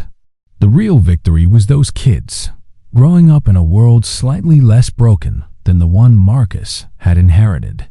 Jasmine gave the dedication speech, her voice strong and clear. This center represents what's possible when we reject the false choice between honoring tradition and embracing change. When we recognize that the best tradition is the continuous work of building more just, more inclusive, more humane communities. My brother started this project because someone told him he didn't belong. He's ending it by creating a space where everyone belongs. That's not just transformation. That's resurrection. Marcus stood in the back, letting Jasmine have the spotlight. She deserved it. She'd done the grinding daily work while he'd been the public face. But as he watched the celebration, watched kids chasing each other through hallways that would host after-school programs and cell classes and community meetings, he felt something he hadn't allowed himself to feel through all the fighting. Peace. Not completion. The work was never complete. Not satisfaction. There was always more to do. But peace in the sense that he'd done what he set out to do. He'd taken his resources, his anger, his determination, and built something that would outlast him. Something that would shelter and nurture and provide opportunity long after he was gone. His phone buzzed. A text from an unknown number. This is Karen from Prestige Properties. I saw the news about the community center. I want you to know I'm sorry. I was wrong about you, about this neighborhood, about everything. I don't expect forgiveness. But I needed to say it. Marcus stared at the message for a long time. He could ignore it. He could respond with anger, with "I told you so." He could do a lot of things. Instead, he typed back, "Thank you for saying that. I hope you're working on being better." We all have to work on being better. It wasn't absolution. It wasn't even really forgiveness. But it was acknowledgement that people could change. That the work of transformation wasn't just about neighborhoods and policies. It was about hearts and minds, one difficult conversation at a time. As the sun set on the celebration, Marcus found himself alone for a moment on the community center's new rooftop garden, Jasmine's idea. A green space where residents could grow vegetables and flowers and find quiet amid the urban noise. He looked out over Crestwood Park, his neighborhood now in ways that went beyond property deeds. Lights were coming on in houses filled with families that had been told they didn't belong. Kids were laughing in yards that had once been forbidden territory. Life was happening, messy, beautiful, imperfect life. His grandmother's voice echoed in memory. "Baby, every dollar I make is a brick in a house your children's children will own." She'd been building toward this moment without knowing it would come. His parents had been building toward it. Every ancestor who'd survived slavery and Jim Crow and redlining and a million subtle cruelties had been building toward this. A black man standing on a rooftop in a neighborhood that was designed to exclude him, looking out over a community he'd transformed through sheer refusal to accept that locked doors were permanent. The fight wasn't over. There would be maintenance and challenges and inevitable conflicts as the neighborhood continued evolving. But the door was open now. The precedent was set. Other neighborhoods, other cities, other billionaires with conscience and resources were watching, learning, potentially replicating. And somewhere out there, another black kid was facing another locked door, another dismissive comment, another assumption about who they were and what they could achieve. When they broke through, and Marcus believed they would, They'd have one more example proving it was possible. They'd have Crestwood Park pointing the way. That was legacy, not buildings or wealth or even legal victories. Legacy was the doors you opened for people you'd never meet, the possibilities you created for futures you wouldn't see. Marcus had spent his whole life being told what he couldn't do. Now he'd spent a year proving what could be done. As he headed back down to the celebration, back to the community he'd helped build, Marcus allowed himself one more moment of that rare, precious peace. Tomorrow would bring new challenges. But tonight, he'd won. They'd all won. And that was enough. The year turned.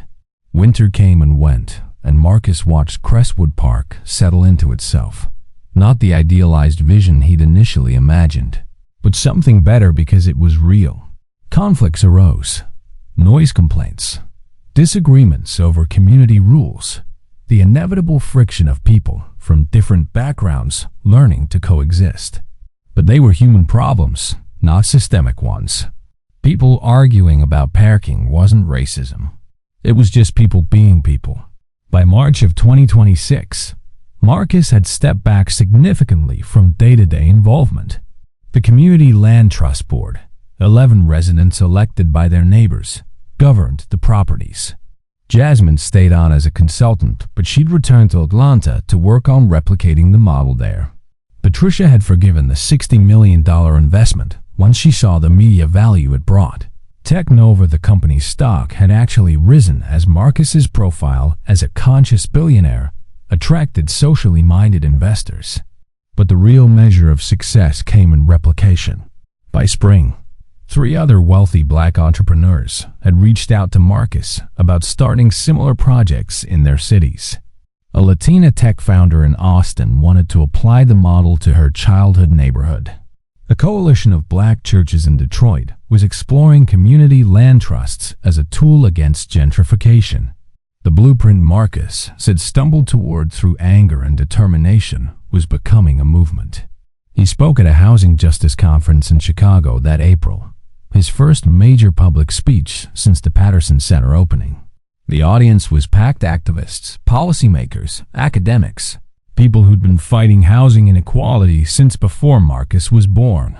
He felt like an imposter standing there, the billionaire who'd played at activism while others had devoted their lives to it. But when he shared the Crestwood Park story, the victories and setbacks, the moments of doubt and the small triumphs, people listened with an intensity that surprised him. During Q&A, a young black woman raised her hand. "Mr. Reid, how do we replicate what you did without your resources? Most of us don't have $60 million to invest in neighborhoods." It was the question Marcus had been wrestling with since the victory. "You're right," he said. "And that's the fundamental problem with relying on billionaire intervention for systemic change. I had resources that let me move fast and absorb risk.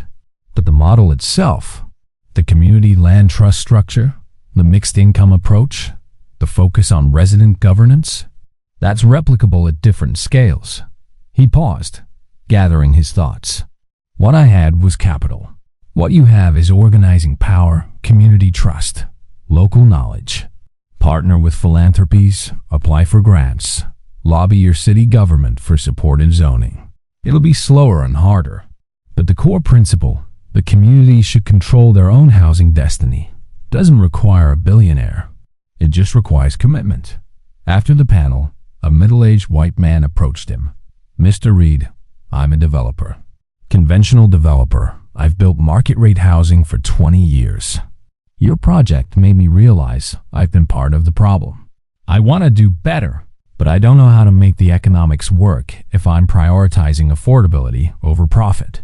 Marcus appreciated the honesty. "The economics work if you change your definition of profit. I made zero financial profit from Crestwood Park.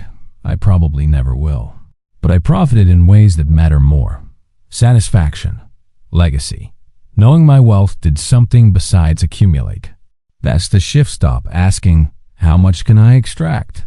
And start asking, how much can I contribute while still sustaining the work?" He smiled. "It's not sexy capitalism, but it's ethical. That conversation replayed in Marcus's mind as he flew back to San Francisco. The system that had made him wealthy venture capital, tech startups, winner-take-all economics was fundamentally incompatible with housing justice.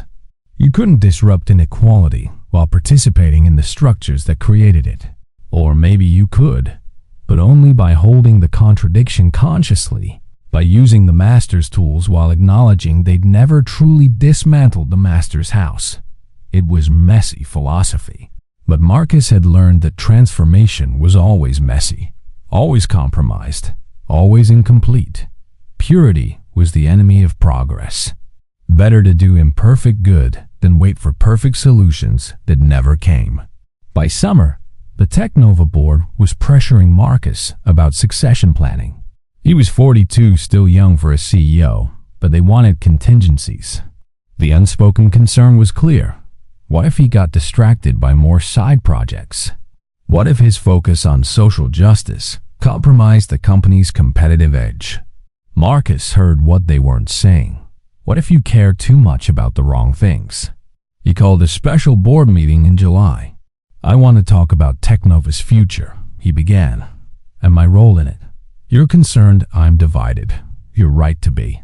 I can't be the CEO who delivers maximum shareholder value and the activist transforming housing policy. Those missions sometimes align, but often they conflict. He paused. So here's what I'm proposing. I'll step back to executive chairman. We'll hire a new CEO, someone brilliant at operations and growth. I'll focus on strategy, culture, and the kind of work that made me start this company, using technology to solve problems that matter. The board looked relieved and concerned in equal measure. Richard Thornton spoke first. Marcus, are you sure? You built this company. It's your vision. Exactly, Marcus said. My vision. And my vision has expanded beyond just building a successful tech company. I want Technova to be successful and ethical, profitable and purposeful. That requires different leadership for different functions. I trust you all to find a CEO who can execute. Trust me to ensure we never lose sight of why we exist. The transition took months. By October 2026, 2 years after Corinne's insult had sparked everything, Marcus had stepped into his new role. The new CEO, a brilliant woman named Priya Sharma, who'd scaled 2 previous companies through IPOs, was exactly what Technova needed. Marcus found he enjoyed the freedom of his new position. Less operational grind. More time for big-picture thinking and the community work that had come to define him. He spent more time in Crestwood Park, not as the architect or savior, but as a resident and participant. He attended community land trust meetings, volunteered at the Patterson Center's homework help program, showed up for neighborhood cleanups and block parties. People stopped treating him like a celebrity and started treating him like Carlos from Oak Street or the Patels from Maple, just another neighbor with opinions and occasional complaints about the noise from the community basketball court. That ordinariness was its own kind of victory. He'd fought to belong, and now he belonged so thoroughly that he was unremarkable. The dream wasn't being special in Crestwood Park. It was being normal there. One Saturday in November, Marcus was helping set up for the annual community festival when he noticed a black teenager watching him curiously. The kid finally approached. You're Marcus Reid, right? The guy who bought the neighborhood? I'm Marcus Reid, Marcus confirmed. But I didn't buy the neighborhood. I helped open it up. There's a difference. The kid, maybe 16, with intelligent eyes and a guarded expression, nodded slowly.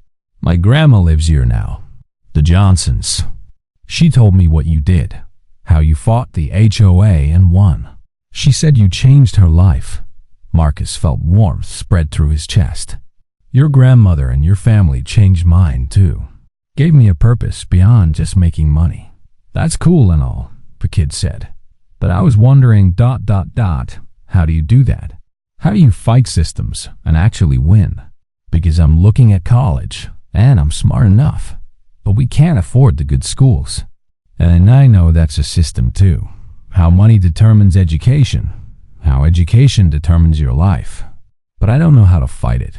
Marcus set down the table he'd been carrying and gave the kid his full attention. "What's your name?" "Jamal Johnson." "Jamal, I'm going to tell you something nobody told me, so I had to learn it the hard way. The system is designed to make you think you can't change it. That's its best defense, convincing people they're powerless. But the system's dirty secret. It's actually fragile. It only works because most people accept it." Marcus paused. "You fight it by refusing to accept it, by being excellent despite it trying to stop you, by building alternatives when it won't open doors. And sometimes, when you get resources and power, by buying the whole damn building and changing who gets keys." Jamal smiled for the first time. "So I should become a billionaire and buy my way to justice?" Marcus laughed. "That's one path, sure, but there are millions of others. Become a teacher who believes in kids the system has written off. Become a lawyer fighting unjust policies. Become a community organizer building power from the ground up. Become a parent raising kids who know their worth isn't determined by their zip code." He met Jamal's eyes. "The point isn't the specific path. It's the refusal to accept that the system is inevitable. You fight it by believing deeply, stubbornly, maybe even irrationally, that change is possible. And then you do the work to make it real. If you see yourself in Jamal, if you've ever wondered how to fight systems that seem unbeatable, drop a comment. Share how you're making change in your corner of the world. We need everyone in this fight." Later, watching Jamal help set up the festival alongside neighbors of all backgrounds, Marcus thought about that conversation. The real measure of Crestwood Park's success wasn't the legal victory or even the families housed. It was kids like Jamal growing up in a neighborhood that showed them tangibly, daily, that exclusion wasn't natural law, that justice was possible, that belonging could be claimed, not just granted. The festival that afternoon was joy in its purest form, food from a dozen cultures. Music spanning generations and genres, kids playing while adults talked and laughed and argued about neighborhood business. This was the America that had always been promised but rarely delivered. Pluralistic, messy, vibrantly diverse, held together not by forced assimilation but by genuine community. Marcus found Robert Chun near the end of the day, both of them exhausted but satisfied. "You did it," Robert said simply. "You actually did it." "We did it," Marcus corrected. "You, me, Jasmine. Every family that moved in knowing there'd be resistance. Every neighbor who chose growth over fear. This wasn't one person's victory." Robert smiled. "True, but you were the spark. Never forget that. The rest of us were kindling, waiting to catch fire. You had to burn first." As the sun set on the festival, on Crestwood Park, on 2 years of transformation, Marcus allowed himself a moment of uncomplicated happiness. He'd been told he could never own a house here. Now he'd helped create a community where ownership was being redefined, not as exclusion and extraction, but as stewardship and belonging.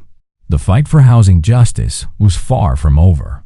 Nationally, the crisis was worsening, rents skyrocketing, homelessness increasing, the gap between haves and have-nots widening. Crestwood Park was a drop in an ocean of need, but it was also proof of concept, a model that was spreading, a crack in the foundation of how things had always been. And sometimes, Marcus had learned, that's how change worked. Not through revolution that remade everything overnight, but through small rebellions that accumulated into momentum, drops that became waves, one open door that revealed 1,000 more locked ones and inspired 1,000 more people to find the keys. He wasn't naive enough to think he'd solved anything fundamental, but he was hopeful enough to believe he'd contributed to the solution. And in a world that often felt irredeemably broken, that hope was revolutionary. 3 years after Corinne's insult, Marcus Reid stood in front of a congressional committee on housing and urban development. The invitation had come as a surprise. Apparently, Crestwood Park had caught the attention of progressive lawmakers looking for alternatives to failed housing policy. Marcus wore his best suit, his grandmother's watch, and the same determination that had carried him through every battle. "Mister," Reid, the committee chair, began. You've demonstrated that private capital, properly directed, can address housing inequality. Why should the government be involved when individuals like yourself can solve these problems? It was a trap question, the kind that tried to make billionaire charity a substitute for systemic change. Marcus had been preparing for it. Senator, with respect, I didn't solve anything. I created one successful model in one neighborhood, using resources that most people will never have. If the solution to housing inequality is hoping 63 million other billionaires decide to follow my example, we've already failed. He paused, letting that sink in. Government isn't the problem or solution. It's the mechanism through which we decide what kind of society we want. If we want housing to be a right instead of a privilege that requires policy, zoning reform, public investment, regulations that prioritize people over profit, I could spend my entire fortune on housing and barely make a dent. Or we could pass laws that prevent exclusionary zoning, fund social housing, and treat shelter as infrastructure. One approach scales. The other doesn't. The testimony went viral, of course. Everything Marcus did now seemed to. He'd become a figure in the cultural conversation, simultaneously celebrated as a philanthropic hero and criticized as a billionaire who shouldn't exist. The left said he was a symptom of wealth inequality, even while praising Crestwood Park. The right said he was destroying neighborhoods with forced integration. Everyone had opinions. Marcus tried to ignore most of them and focus on the work. Because the work continued. Jasmine's Atlanta project was thriving 3 neighborhoods in various stages of transformation. A coalition of black churches providing both funding and organizational support. The model was adapting, evolving beyond Marcus's original vision. That's how he knew it was real. And it escaped his control and become something larger, more democratic, more sustainable. In Detroit, the Community Land Trust Coalition had successfully lobbied for city policy changes that protected affordable housing and gave residents right of first refusal when properties were sold. In Austin, the Latina founder had created a bilingual community center that served as both gathering space and political organizing hub. Each iteration looked different, fit local needs, but they all shared the core principle. Housing was a human right, and communities deserved to govern their own spaces. Marcus's role had shifted again. He was now primarily a funder and advisor, helping projects get started, but stepping back once they had momentum. He'd created a foundation, the Patterson Foundation, named for the woman whose kindness had given him a headquarters, dedicated to supporting community-led housing justice initiatives. $20 million annually, distributed to projects that centered resident power and challenged exclusionary systems. But his attention was increasingly drawn to the next generation. Kids like Jamal Johnson, who were growing up in Crestwood Park and similar neighborhoods, seeing possibility where their parents had seen only barriers. Marcus started a scholarship fund, but more importantly, he started showing up at schools, community centers, anywhere young people gathered to talk about his journey and listen to theirs. One conversation stuck with him. A 17-year-old girl named Destiny, brilliant and angry in the way Marcus recognized from his own youth, challenged him at a Patterson Center event. Mr. Reid, you keep talking about changing systems, but you got rich from capitalism. You used capitalism to buy Crestwood Park, and now you're asking us to believe capitalism can fix itself. How is that not contradictory? Marcus appreciated the directness. It's absolutely contradictory, he admitted. I made money from a system that creates the inequality I'm now trying to address. That contradiction lives in my chest every day. But here's what I've learned. Waiting for the perfect non-contradictory solution means never acting. We work with the tools we have, even when those tools are compromised. I use wealth to challenge the systems that create wealth inequality. That's paradoxical, maybe hypocritical, but it's also pragmatic. The question isn't whether my approach is pure, it's whether it moves us closer to justice, despite its imperfections. Destiny wasn't fully satisfied. but she nodded slowly. So what do you want us to do? Those of us who don't have your money or power. Build a future I can't imagine, Marcus said simply. Every generation thinks they've figured out justice, and every generation is incomplete. I'm working with the understanding I have. You'll work with yours, which will be deeper and more radical, because you're standing on our shoulders. My job isn't to solve everything. It's to create space for you to solve what I couldn't. That conversation clarified something for Marcus. His legacy wasn't Crestwood Park or even the projects it had inspired. His legacy was the kids growing up believing change was possible, who wouldn't waste years accepting closed doors before they started breaking them down. If he could speed up that awakening, save even one person from the decades of doubt he'd endured, the whole fight was worth it. By 2028, Marcus was 44 and feeling both old and young. Old in the sense that he'd lived multiple lifetimes of struggle compressed into a few intense years. Young in the sense that the work felt like it was just beginning, that everything so far had been preparation for bigger fights to come. Technova continued thriving under Priya's leadership. Marcus's role there had become almost ceremonial. He attended board meetings, gave occasional speeches, ensured the company maintained its ethical commitments. But his heart was elsewhere, in community centers and affordable housing developments, in policy meetings and grassroots organizing, in the slow, grinding work of bending systems toward justice. He dated occasionally, but nothing stuck. How did you explain to someone that you'd rather spend Saturday at a community land trust meeting than at a restaurant? That you measured success in families housed rather than profits generated? That you carried the weight of ancestors' dreams and couldn't rest until they were realized? Most people, even good people, didn't understand. So Marcus remained alone, surrounded by community, but lonely in the way that visionaries often were. His mother worried. Baby, you need someone. A partner. A family of your own. I have family, Marcus would reply. A whole neighborhood of them. Kids who call me Uncle Marcus and argue with me about basketball. Families who invite me to dinners and graduations. That's enough. But late at night, alone in his penthouse that felt increasingly empty, Marcus wondered if it was enough. If the work was enough. If the legacy he was building could fill the spaces that human connection was meant to occupy. He didn't have answers. Just more work to do, more doors to open, more people to serve. On the 4th anniversary of that day in Karen's real estate office, Marcus walked through Crestwood Park again.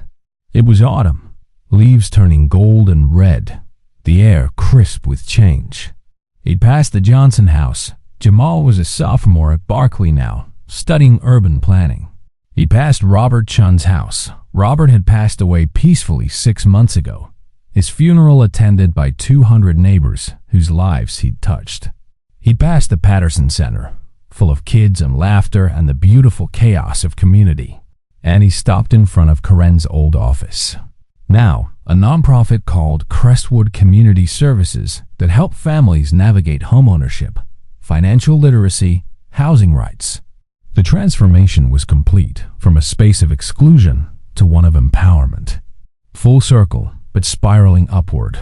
Marcus pulled out his phone and typed a message he'd been thinking about for years. Karen, if you're still in the area, I'd like to talk. Not about the past, but about the future. There's work to be done, and I believe in redemption as much as I believe in justice. If you want to be part of building something better, reach out. He sent it before he could overthink it. Maybe she'd respond. Maybe she wouldn't. Maybe some bridges were too burned to rebuild. But Marcus had learned that transformation required opening doors, even especially when you weren't sure what would walk through them. His phone buzzed immediately. A text from Jasmine. Guess what? Atlanta just passed a community land trust bill.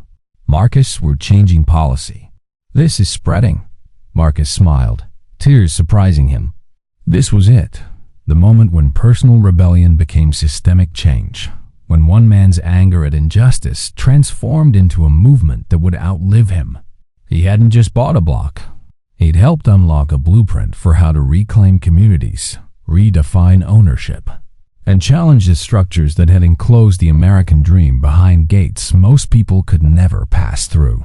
The sun was setting, painting Crestwood Park in amber light. Families were coming home from work, kids playing in yards, neighbors calling greetings across fences that separated property, but no longer divided people. It wasn't perfect, nothing ever was.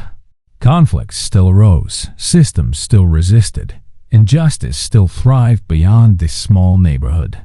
But here, in this space, something different had taken root. Something more expansive and generous and human than what had existed before. Marcus thought about Karen's insult. You can never own this house. She'd been right, in a way. He couldn't own just one house. Couldn't settle for personal success in a system designed to exclude people who looked like him. He'd had to own the whole block, transform the whole neighborhood, challenge the whole structure. Not because he was a hero, but because he refused to be the exception that proved the rule. And now, 4 years later, standing in the neighborhood that had once rejected him, surrounded by the community that had emerged from his stubborn refusal to accept that rejection, Marcus understood something profound. Belonging wasn't something you were given. It was something you built brick by brick, fight by fight, door by door. He'd been told he could never own this house. So he'd created a world where everyone could. Where kids like Jamal and Destiny didn't have to become billionaires to deserve shelter. Where families didn't have to be exceptional to access opportunity. Where the American dream stopped being a gated community and started being a genuine promise. It wasn't revenge he'd achieved. It was resurrection of hope, of possibility, of the idea that justice delayed didn't have to mean justice denied. Not if you refused to stop fighting. Not if you turned your pain into purpose and your wealth into weapons against the systems that created both. Marcus took one last look at the neighborhood. His neighborhood, their neighborhood. The neighborhood that belonged to everyone and no one, and the future they were all building together, and smiled. The work wasn't done. It would never be done.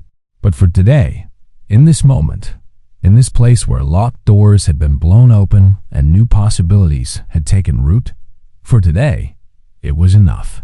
They were enough. Hope, against all odds, had won. And that was worth everything. You made it to the end. If this story moved you, changed you, made you believe that one person can matter, that our battles, however small, contribute to something bigger, then share it. Let's build the world Marcus fought for. Let's open doors that have been closed too long. Let's prove over and over that belonging isn't bought, it's claimed. Together.